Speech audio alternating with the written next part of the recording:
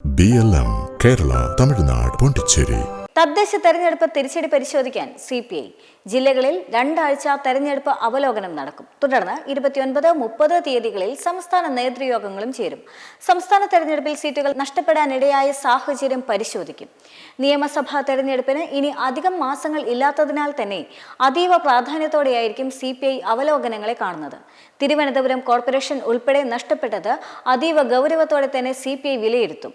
Sabarimala സ്വർണ്ണപ്പാളി case തദ്ദേശ തെരഞ്ഞെടുപ്പിൽ ഇടതുപക്ഷത്തിന് തിരിച്ചടിയായി എന്ന് CPI ആവർത്തിച്ച് പറയുന്നുണ്ട്. വിവാദങ്ങൾ വിശ്വാസികളുടെ മനസ്സിൽ ജനിപ്പിച്ച പ്രതികരണം ഇടതുവിരുദ്ധർ എങ്ങനെ ഉപയോഗപ്പെടുത്തിയെന്ന് പരിശോധിക്കണമെന്ന് സംസ്ഥാന എക്സിക്യൂട്ടീവ് ആവശ്യപ്പെടുകയും ചെയ്തിരുന്നു. എന്നാൽ സ്വർണ്ണപ്പാളി കേസ് തിരിച്ചടിയായിട്ടില്ല എന്നാണ് CPM അവകാശപ്പെടുന്നത്. കഴിഞ്ഞ ദിവസം ചേർന്ന തദ്ദേശ തെരഞ്ഞെടുപ്പിൽ വലിയ തോൽവി ഉണ്ടായിട്ടില്ല എന്ന് LDF വിലയിരുത്തുന്നുണ്ട്. തദ്ദേശ തെരഞ്ഞെടുപ്പ് ഫലം ചർച്ച ചെയ്യാൻ ഡിസംബർ അവസാനം CPM സംസ്ഥാന സമിതി യോഗം ചേരും. ജനുവരി ആദ്യവാരം LDF യോഗവും നടക്കും. ജനുവരിയിലെ യോഗത്തിൽ പരാജയത്തിന് കാരണമായ ഘടകങ്ങൾ മുന്നണി പരിശോധിക്കുകയും ചെയ്യും. പിന്നീട് തിരുത്തൽ നടപടികളിലേക്ക് കടക്കുമെന്നാണ് നേതാക്കൾ പറയുന്നത്. സംസ്ഥാനത്ത് ഭരണവിരുദ്ധ വികാരമുണ്ട് എന്നാണ് CPI വാദം. ഇല്ലെന്ന് CPM പറയുന്നുണ്ട്. തദ്ദേശ തെരഞ്ഞെടുപ്പിലുണ്ടായ കനത്ത തോൽവിക്ക് പിന്നാലെ ഇടതുമുന്നണിയിൽ തമ്മിലടി തുടങ്ങുകയും ചെയ്തു.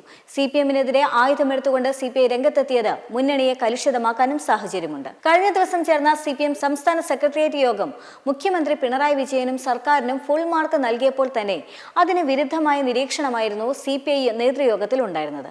മുഖ്യമന്ത്രിയെ അതിരൂക്ഷമായാണ് CPI നേതാക്കൾ വിമർശിച്ചത്. സംസ്ഥാനത്ത് ഭരണവിരുദ്ധ വികാരം നിലനിൽക്കുന്നുണ്ട് എന്നും തോൽവിക്ക് കാരണം പിണറായിയുടെ നടപടികളാണ് എന്നും CPI പറയുന്നുണ്ട്.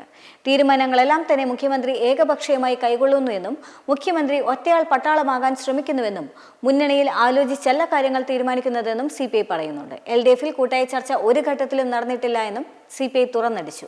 മുന്നണിയിലെ രണ്ടാം കക്ഷിയുടെ വിമർശനങ്ങൾ ഇങ്ങനെ തുടരുന്നത് LDF ശിഥിലമാക്കുന്നതിന്റെ സൂചനയാണ്. സമ്പൂർണ്ണ തോൽവിയിലും പാർട്ടിയുടെ അടിത്തറ ഭദ്രമെന്ന് CPM സംസ്ഥാന സെക്രട്ടറി MV ഗോവിന്ദൻ പറഞ്ഞതിന് പിന്നാലെയായിരുന്നു CPI നേതാക്കൾ പൊട്ടിത്തെറിച്ചുകൊണ്ട് രംഗത്തെത്തിയത്. മെമ്പർമാരുടെ നിക്ഷേപങ്ങൾക്ക് ഉയർന്ന ലാഭവിഹിതം നൽകുന്ന കേന്ദ്ര സർക്കാർ സഹകരണ registered society Bharat Lajna multi state housing cooperative society limited.